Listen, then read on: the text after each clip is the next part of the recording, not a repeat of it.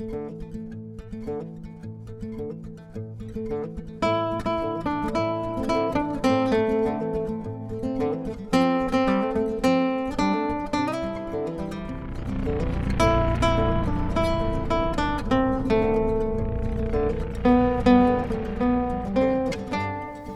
everyone, welcome back to the channel. Now over the next couple of weeks I'm going to have quite a few new 1/6 scale figures coming to the channel to review and join the collection. Most of them are Western themed. The first to arrive will more than likely be the Sideshow Collectibles Legacy Collection, Clint Eastwood, Blondie, The Man with No Name from The Good, the Bad and the Ugly, and then the Limb Toys Arthur Morgan from Red Dead Redemption 2 is coming. I got one of those loose on eBay for a good deal. And it made me want to just look back at the first Western themed character I ever had in 1/6 scale in the collection, and that's the Caustic Plastic Bud Spencer. Now I already have reviewed him on the channel, a nice in-depth review, but that was before I got this Canon camera. So I wanted to take a little look back at him and just point out some things. And even though I've, pulled the trigger and got the Sideshow Man with No Name figure coming, even though there's things about it I'm not too sure I like, but I really did want a Clint Eastwood figure in the collection, and if it was going to be a Clint Eastwood, I'd like it to be from one of his Western movies, mostly Unforgiven. That's my ultimate one that I would want, but I will settle for Blondie because I really like the look.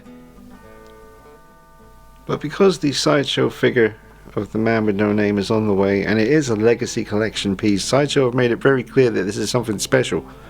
And they've been wanting to do it for a long time, and they've put in all the effort possible on these pieces that are coming up. I am disappointed that in comparison to a company like Caustic Plastic, who made Bud Spencer here, and with this figure you get leather belt, leather holster, real leather. The gun is metal and wood, like a shrunk down real gun. It's insane. All the bullets are metal.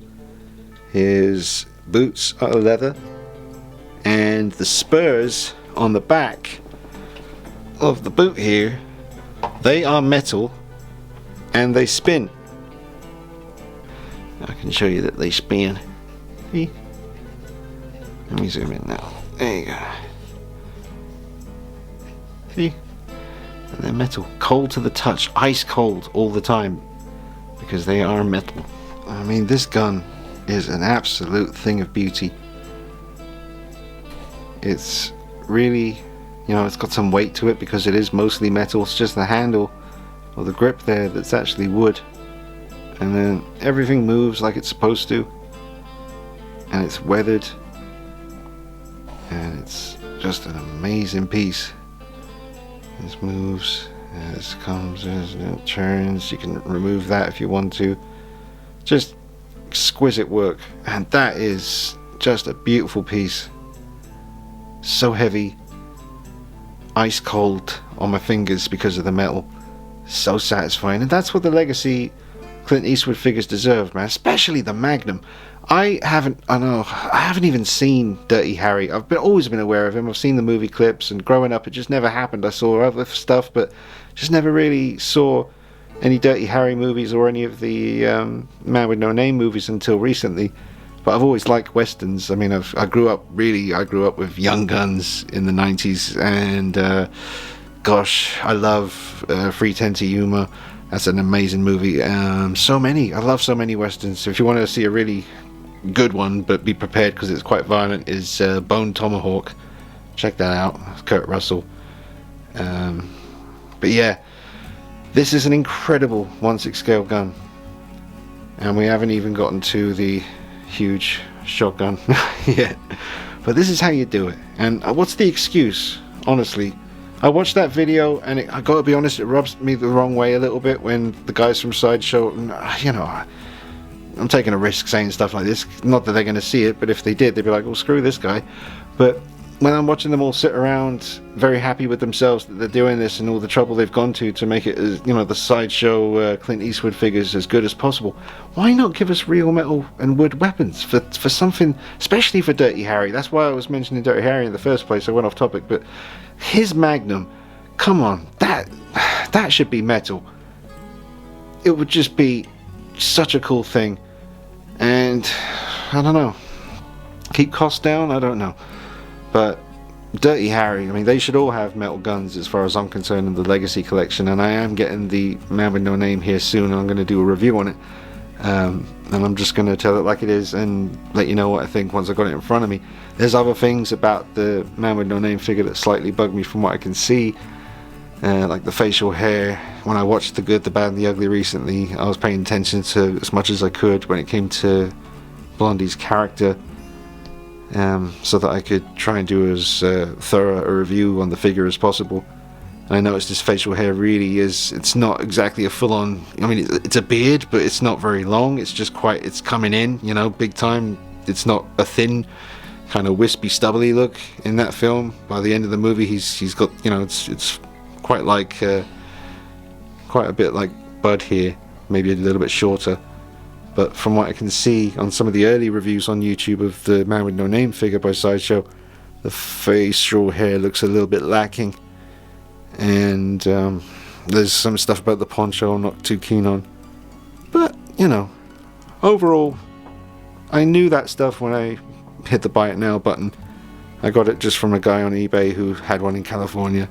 He said he got his stuff directly from Sideshow, so that seemed like a pretty good price. So I went ahead and did it. And also the arms. And don't forget, this is the first official 1/6 scale figure Caustic Plastic did. You know, the arms on the Blondie figure appear to be just straight up shiny plastic, like no effort made to make them look like human arms. And you can see Caustic Plastic gave you the veins in here. You can see some vein action. And obviously the skin, you know, it carries on from the hand, you know, all the way to the forearm. There's even some, yeah, look at that.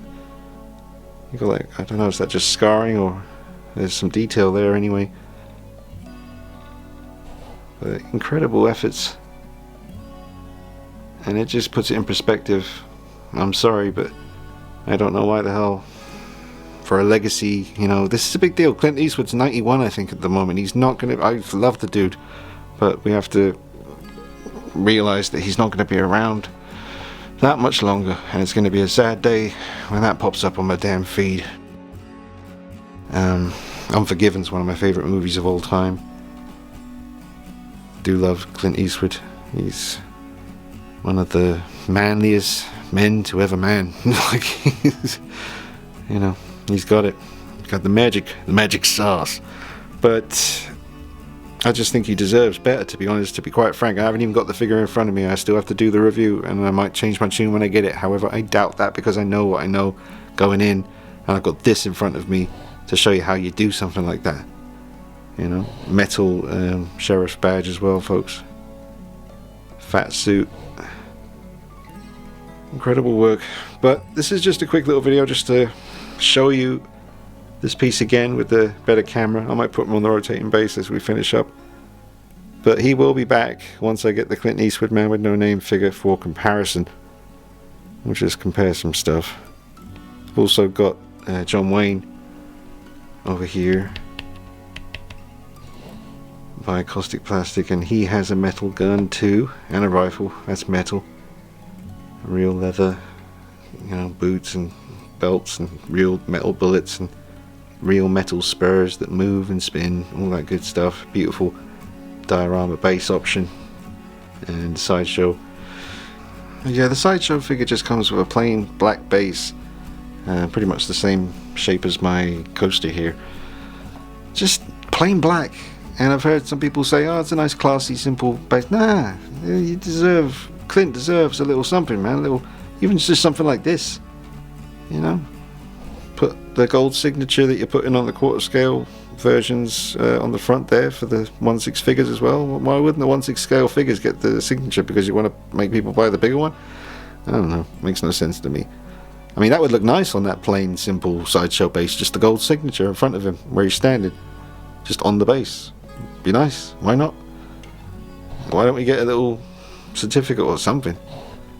In the unboxing I saw it was just a little kind of grey card bit that kind of goes around the plastic kind of housing of the figure, and that's it. Could be wrong. We'll see what else is in that box when it arrives. But you know, it's going to be an interesting review once Clint turns up.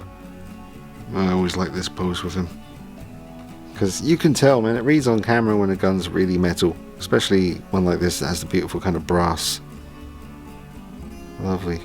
The black, brass and the wood together. That's how I do my guns in Red Dead Redemption 2 lately. Kind of subconsciously just had this gun in the back of my head, and when it came time to go get my guns upgraded, that's the kind of color scheme I was going with. Such a beautiful gun. And I'm no expert, but the gun that Blondie uses, his signature gun with the cobra or the snake on the grip, doesn't look too different from this one. I'll see once the figure turns up. I'll do a little comparison on the two guns. I don't know, and I know some of you out there will. They'll be able to say in the comments whether that gun is similar to the one Bud Spencer is using here. But that gun, damn it, it's a beauty. You see the weathering on it as well.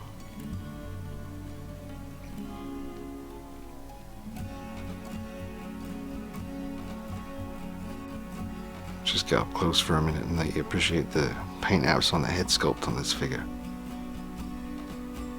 Major squint going on with those eyes.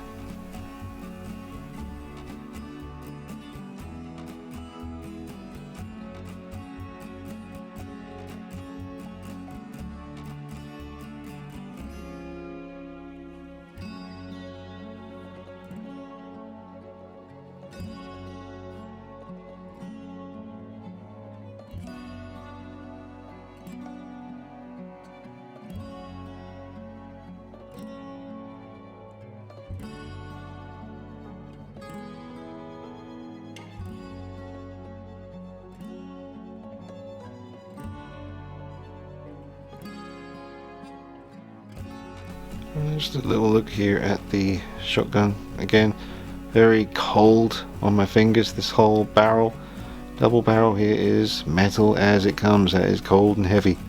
Beautiful. And the wood here, you can feel the grain. It's beautiful. Such an incredibly well done piece. Moving parts. And yes, you can do what you need to do here. Get it done. It's a beautiful piece. It's got a real nice weight to it. So I'm going to wrap it up and get them turning here. There we go. Sort my lights out a little bit. So yeah, just wanted to chuck something up on the channel, folks, while I'm waiting for these other figures to arrive, and obviously with the Sideshow figure on the way, and knowing that the weapons are plastic and nothing's real leather, or spurs, you know, aren't metal and don't move and all that stuff, it just made me want to take a look back at this piece. Caustic plastic, first out of the gate, absolutely amazing piece, and they are releasing his brother from the movies as well. I cannot wait to see that, get these two reunited. But it's going to be, you know, for those of you that are into you know, the Western stuff in 1/6 scale, it's going to be an exciting couple of weeks on the channel. And I've got some other stuff horror related on the way, and some other good bits. So thanks for watching, guys. I hope you're doing well, hope you're enjoying the hobby. Good to hear from you in the comments. Don't forget to drop a like on this video. It is important you hit the like button. It'll help more people discover this company, Caustic Plastic, because they've done some incredible stuff. Help more people discover awesome pieces like this by hitting the like button. It'll turn up more frequently in people's searches. Gotta give some love to that head sculpt as well. Getting messages. Alright, guys, thanks for watching. Be back with you real soon. Take it easy. Bye bye.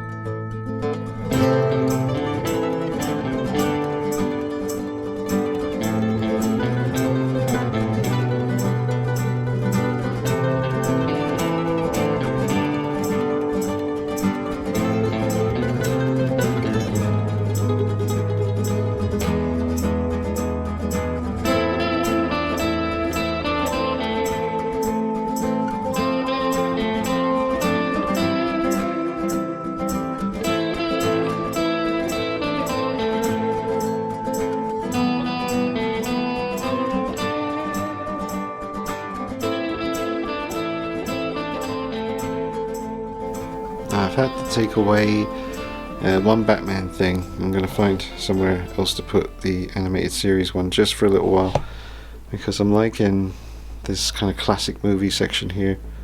I wanted to get Bud Spencer back in the lineup just because he's such a high quality piece. It seems a shame to not have him in the lineup on display. That's another Caustic plastic figure there of Peter Sellers, and this is the Stallone shop. This is like the first one that was made like off the assembly line. Stallone himself actually handled this one and, you know, felt it in his hands and approved it, and then everyone started going crazy about the head sculpt, so they went back and fixed it.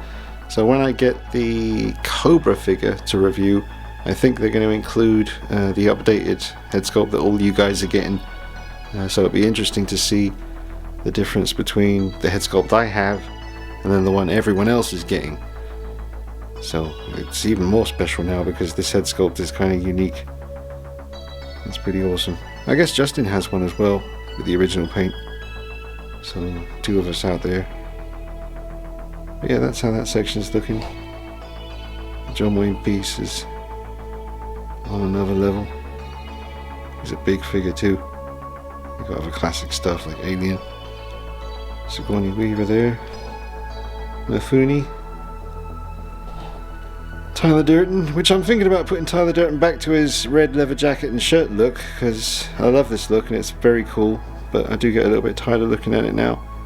So I might switch him up for a little while, maybe do another video on him now that I've got the new camera, because that is an exceptional piece by Blitzway. They do great work.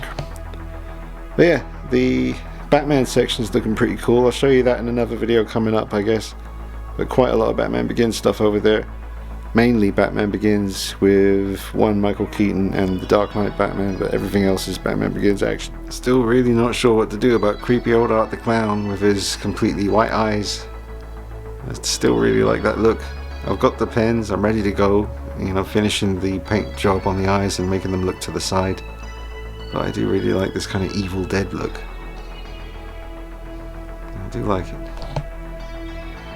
Just gives him a hell of a presence.